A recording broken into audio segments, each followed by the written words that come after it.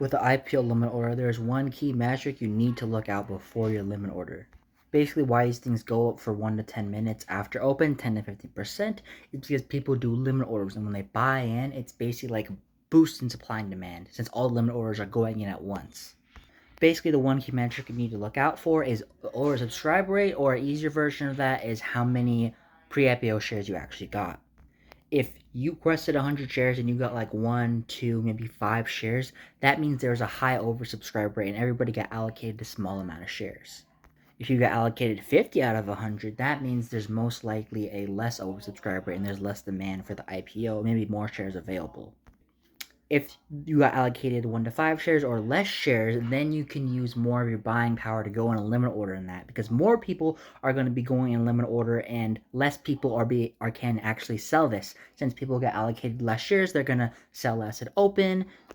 and the institutions who bought this beforehand and get in, and also the angel investors with a ton of money, they have a lockdown period, so they can't even sell. That's why for the first 1 to 10 minutes, this thing goes up, and why it only slowly trickles down, because there's not a ton of selling, but still more selling than buying after that 1 to 10 minute period.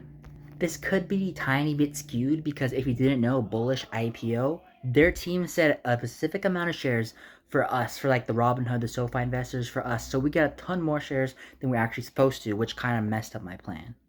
But for most of the IPOs, if you want to do 10,000 into a limit order on, let's say, Klarna, and you get barely any shares, that's a green light to do 10,000 or a little bit less. But if you get a ton of shares, that means one, you have more in the pre-IPO, and two, you should probably take that $10,000 and reduce the amount in limit order, because your limit order is going to be a little bit more risky if there's more shares out there for people to sell. I rank and break down all 5 IPOs on my new ranking YouTube video under Joshua Engel, and I break down all the tips and tricks for pre-IPO, for limit orders, buying and selling strategies, everything, a full breakdown video.